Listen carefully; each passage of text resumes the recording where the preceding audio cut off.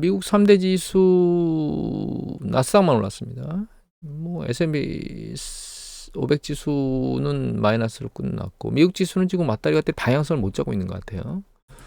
일단은 기술적 분석상으로 이 데일리 차트인데 20일 이평선이 심리선에 지금 붙어서 뚫을 거냐 말 거냐를 테스트하고 있고 상승하던 요 추세선의 바닥을 지금 건드려서 여기서 헤매고 있거든요. 이 방향성이 지금 측정이 안 되고 있는 상황이라고 봐야 될 것 같고 기술적 분석상으로 보면 지표상 데일리 지표로 보면 이렇게 추세의 방향 ADX 라인이 지금 터치 서로 엇갈리려고 하고 있거든요.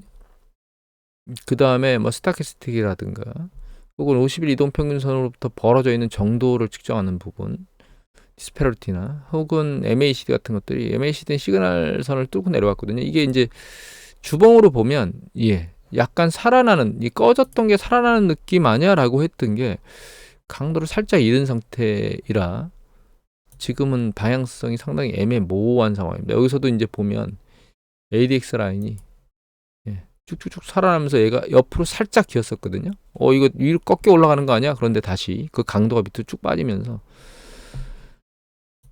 주봉상에서도 약간 방향성, 추세적 방향성에 대해서 물음표를 찍는 그런 상황으로 나왔기 때문에 좀 모니터링 해봐야 될 것 같고 제 생각에는 엔비디아 11월 10일인가요?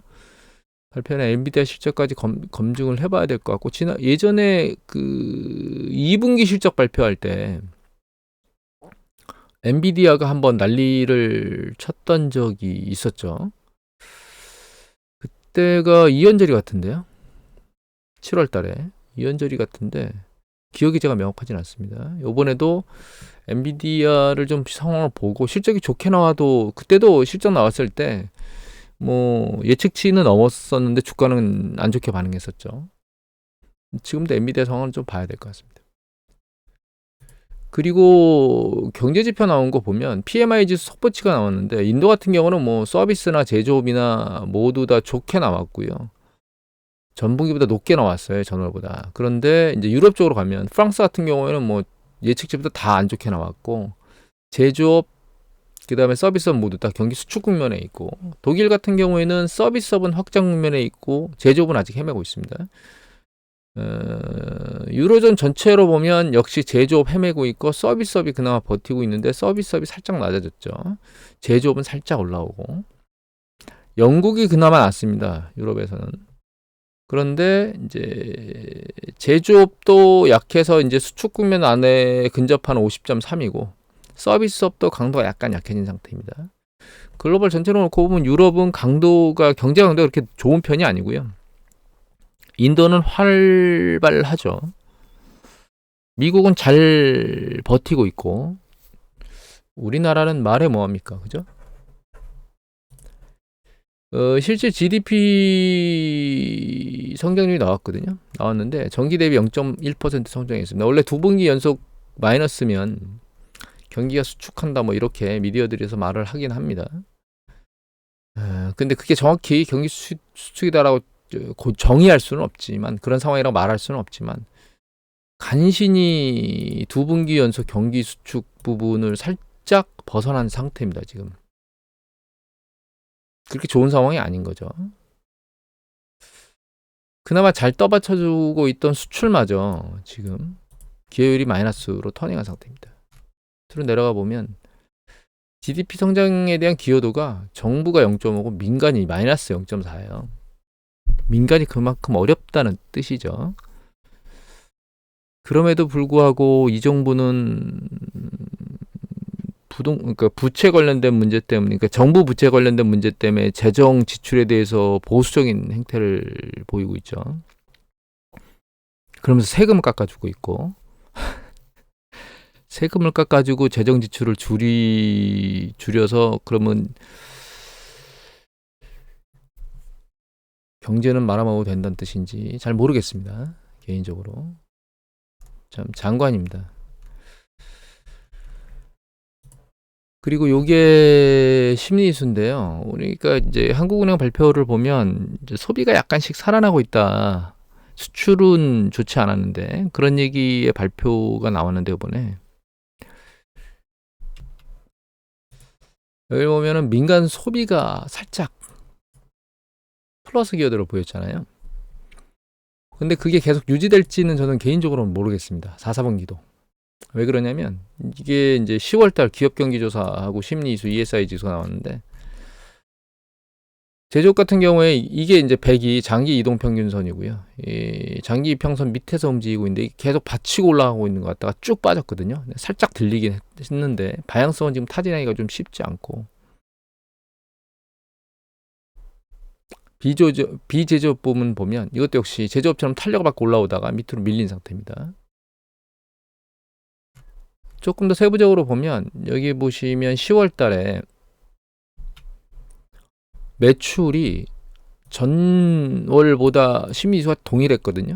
그런데 기대치는 떨어졌어요. 보면 기대치가 84까지 올라갈 거라고 예측을 했는데 전분기하고 심리가 똑같고 기대치는 낮아졌으니까 심적으로 약간 악화되고 있는 거예요. 실제 무엇인가 상황은 안 바뀌고 있고 예전에는 좀 좋게 바뀔 거라고 예측했던 게 그 강도가 떨어지고 있는 상태입니다. 수출은 약간 줄었고요. 기대치도 좀 떨어지고 있죠. 내수 판매도 마찬가지입니다. 좀 떨어졌고 기대치는 그나마 유지하고 있네요. 신규 수주도 심리지수가 현재 상황이 떨어졌고 기대치는 그나마 올라갔어요. 아직까지 수주에 대한 기대는 살아있다는 뜻이죠. 추세가 그나마 채산성이 좋아지고 있다고 느끼는 게 다행이네요. 그나마 비제조업에서 보면 이것도 업황이 보시면 안 바뀌고 있죠. 지금 업황이. 그런데 업황이 좋아질 거라고 하는 다음 달에 좋아질 거라고 하는 기대치는 추세적으로는 약간 아래로 내려왔죠. 물론 상황은 괜찮은데 11월 달엔 더 빠질 거라고 지금 생각들을 하고 있죠. 여기 보면 이 제조업 같은 경우에 매출도 역시 마찬가지로 쭉 빠질 거라고 생각을 하고 있거든요. 수출 빠지고 기대치가 줄었죠. 그나마 지금 상황하고 낮다고 본다고 해야 될까요? 네?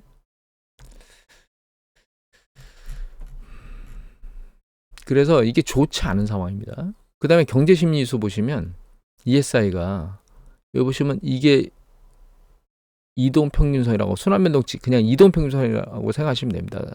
이동평균선인데 이 위에서 놀다가 추세적으로 올라가면서 지금 밑으로 뚫고 내려온 상태입니다.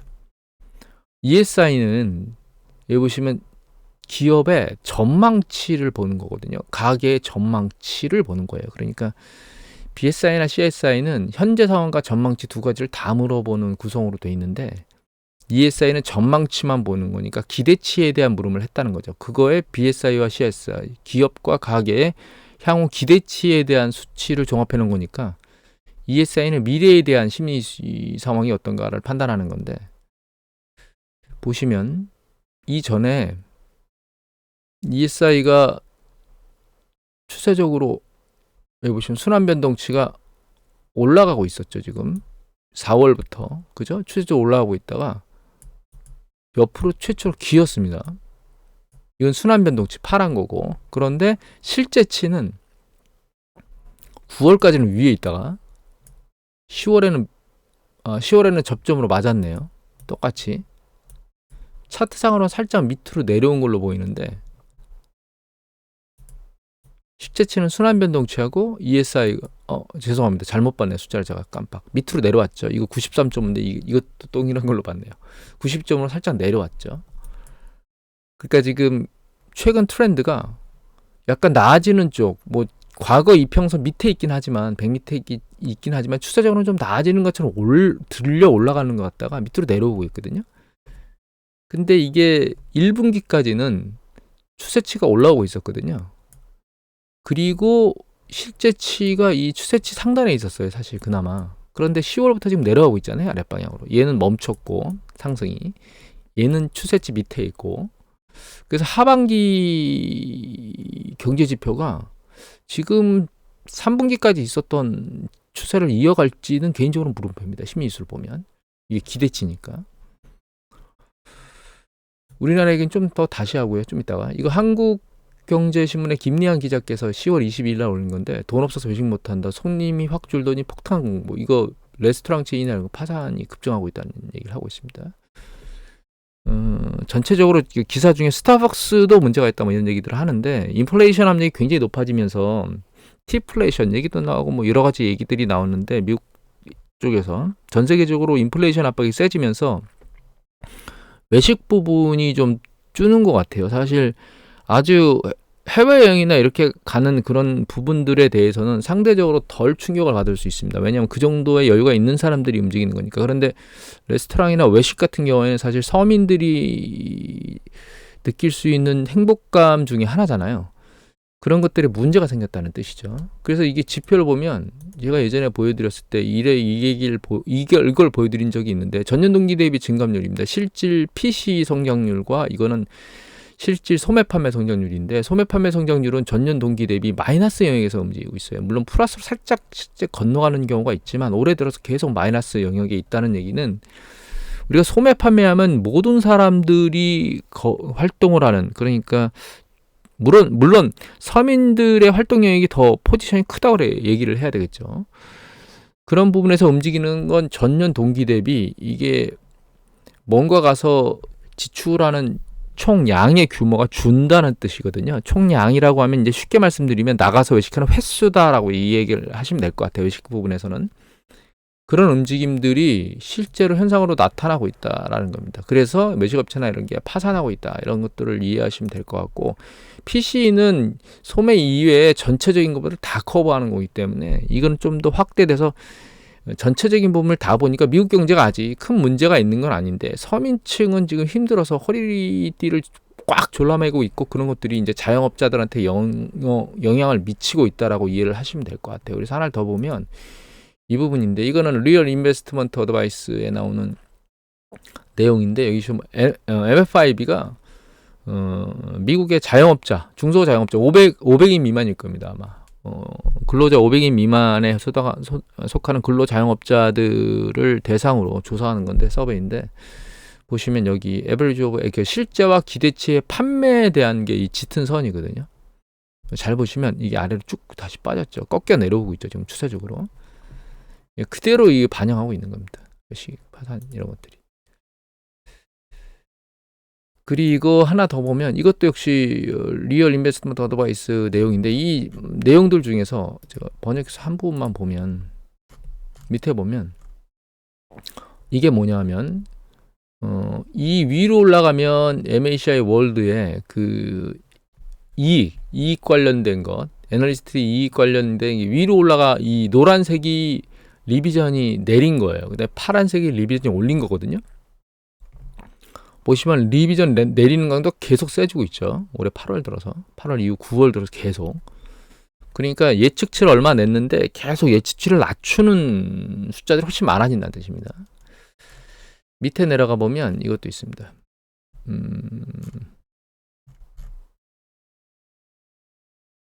여기 볼까요?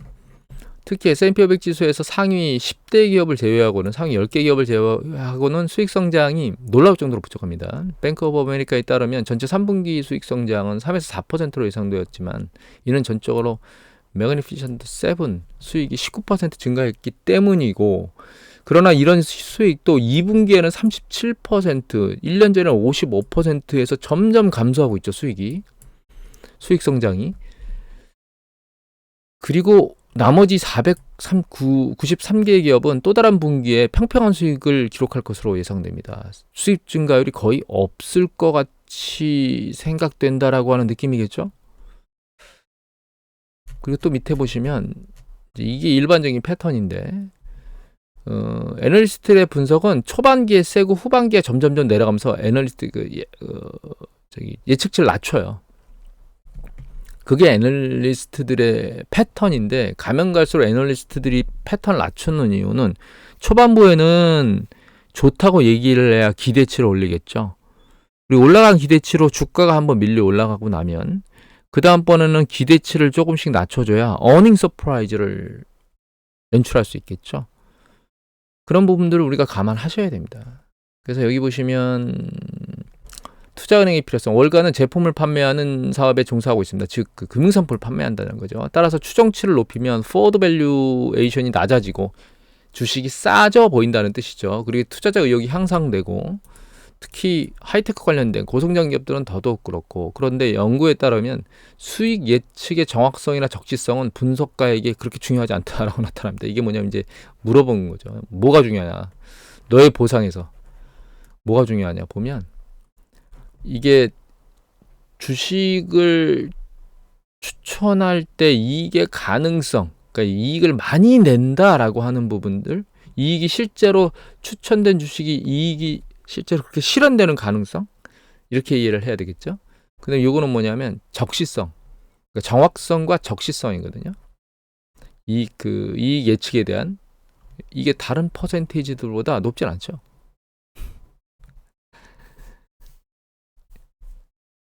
애널리스트의 얘기를 전부 다 들으시면 안 된다라는 생각을 좀 하셔야 되고, 물론 이들이 무엇인가를 다 자기들만을 위해서 도포한다? 뭐 없는 사실을 만들어낸다? 뭐 이런 것들은 아닌 것 같아요. 다만 있는 사실에서 예측치를 좀 더 높게 잡고, 처음에 스타트할 때는 시간이 지나면 지날수록 그 예측치를 낮춰서 처음에는 주가를 밀어올려서 사람들을 끌어올리게 동력을 만들어내고, 그 다음에 일단 동력을 그렇게 만들어내고 나면 한번 매수한 사람은 팔기가 그렇잖아요. 그러면 이제 후반부로 가면 갈수록 어닝 서프라이즈에 대한 기대감을 높이기 위해서 약간 예측치를 낮추는 그런 패턴을 반복한다라고 하는 걸 이해하셔야 됩니다. 다만 그럼에도 불구하고 이거는 야데니 리서치에 나오는 데이터거든요. 이거 시티그룹 이코노믹 서프라이즈라고 그래가지고 해당 국가의 경제 예측치를 하면 전문가가 그 예측치보다 높으면 이게 제로라인 위고 낮으면 제로라인 밑이거든요. 최근 패턴은 예측치가 높게 나오는 비율이 상대적으로 이제 높은 편이에요. 유럽은 제로라인 밑에 있는데 그나마 예측치를 하회하는 것에 대한 강도가 조금씩 줄어들고 있는 거고, 지금 예측치를 상회하는 강도가 조금씩 높아지는 거예요, 미국 같은 경우에는. 그런데 아까 말씀드렸듯이 주식의 예측치 같은 경우에는 이런 변수들이 있기 때문에 요것만 100% 믿으면 안 되는 부분이 없잖아 있다, 이렇게 이해를 하시면 될 것 같아요. 그리고 경제지표 중에 요새 실업과 관련된 지표들이 나오는데, 이 파란 게 신규 실업수당 청구 건수거든요. 빨간 게 신규 실업수당 청구 건수의 4주 이동 평균선이고요. 연두색이 그 계속적으로 실업수당을 청구하는 사람들의 숫자예요. 그러니까 이 계속적으로 실업수당을 청구하는 숫자가 늘어난다는 얘기는 뭐냐면, 이게 무한히 청구를 할 수가 없잖아요, 실업수당을. 그러니까 이제 일정 부분 실업수당을 하고 빠져나가는 사람이 있을 겁니다, 계속 청구하는 사람들이. 그런데 빠져나가는 사람 숫자보다 계속 청구하는 숫자들이 늘어나면 얘가 추세적으로 올라간다는 뜻이거든요. 그러니까 일자리를 쉽게 다시 구하지 못한다는 뜻이겠죠. 결과적으로는 잘 보시면 얘 계속 실업수당 청구 건수가 위로 올라가고 있어요. 얘는 지금 밑으로 안 빠지고 있죠. 그러니까 계속적으로 실업성을 청구하는 사람들의 숫자는 점점 늘어나고 있다는 얘기는, 고용이 좋긴 하지만 그 강도가 약간 그러니까 제가 그 얘기 들었잖아요. 황혼에 있는 것 같다, 고용시장이, 미국이. 예, 그런 형태예요. 빨간 것이 이제 그 지평선 너머로 혹은 수평선 너머로 떨어지기 직전에서 약간씩 내려가고 있는 그런 패턴이 아닌가라고 생각을 하고 있습니다. 또 한 가지 보셔야 될 게, 이게 세 국가의 수출의 전년동기 대비 증감률이거든요. 우리나라가 파란 겁니다. 보시면 전년동기 대비 증감률이 머리를 두들겨 맞고 더 이상 올라가지 않죠, 그죠? 그 다음에 이게 이제 9월까지 나온 거고, 10월 달에 나온 걸 보면 이게 봐야 되겠는데, 이거는 참고 사항입니다. 왜냐하면 이제 여기 보시면 이게 2월, 그러니까 20일까지의 누계치인데 9월 20일까지 수출이 마이너스 1.2% 전월 대비 줄었거든요. 전년 동월 대비 줄었고, 요번에는 전년 동월 대비 2.9% 줄었는데, 실제로 9월 달에는 전년 동기 대비 7.5% 증가했기 때문에 이거는 20일까지 치라 정확하게 이렇게 상대적으로 굉장히 위축될 거다라고 이해를 할 필요는 없어요. 다만 이제 아직 예측치가 안 나왔기 때문에 아직 확정치가 안 나왔기 때문에, 확정치가 나오면 얘보다 추세적으로 조금 더 내려갈 수 있는 가능성이 있지 않는가라고 조심스럽게 타진을 해보고, 그다음에 대만 같은 경우에도 이게 이제 회색입니다. 전년 동기 대비 증가율이 추세적으로 이렇게 올라가다가 어느 순간에 멈춰 있는 상황이거든요. 그리고 이제 고점이 아래로 눌리고 있는 상황이기 때문에 중국도 마찬가지입니다. 그래서 이 세 군데를 보는 이유는 뭐 대만이나 우리나라 같은 경우에는 주로 반도체를 가장 많이 수출하는 기업이잖아요. 국가들이잖아요. 중국은 뭐 전 세계의 공장이라고 얘기를 하고 있고, 그래서 이 세 군데의 수출 지표들이 추세적으로 다 꺾인다는 얘기는 그런 상황이 발생하면 글로벌 경제가 식는다라고 우리가 이해를 할 수가 있겠죠. 그런 부분에서 이거는 들여다보고 있는 겁니다. 한 가지 더 봐야 될 건 이거는 무역협회 데이터인데요. 이게 우리나라 국가별로 이제 주요한 수출품인데 다 지우고 중요한 건 헷갈리니까 보면 이 정도 볼까요? 일단 가장 중요한 게 자동차하고 반도체입니다. 우리 자동차 부품, 자동차 합하면 반도체 합하면 굉장히 높은 비중이에요. 그래서 이 트렌드를 보면 2020년도에 쭉 하면 계속 수출 금액이 줄었죠. 반도체 같은 경우에. 그러다 2003년도, 23년도 초반에 들어오면서 바닥을 치고 올라가기 시작했거든요. 근데 올라가는 패턴이 어떻게 되냐면 한 번, 두 번, 세 번 치고 한 번, 두 번, 세 번 치고 한 번, 두 번, 세 번 치고 이렇게 올라갑니다. 패턴을 보면. 그런데 최근 패턴이 어떻게 됐냐면 잘 보시면 자, 이 세 번째 치는 거하고 세 번째 치는 강도의 폭을 보시면 여기서 사실 여기 폭이 상당히 많이 올라갔거든요. 6월 달에. 굉장히 많이 올라갔어요.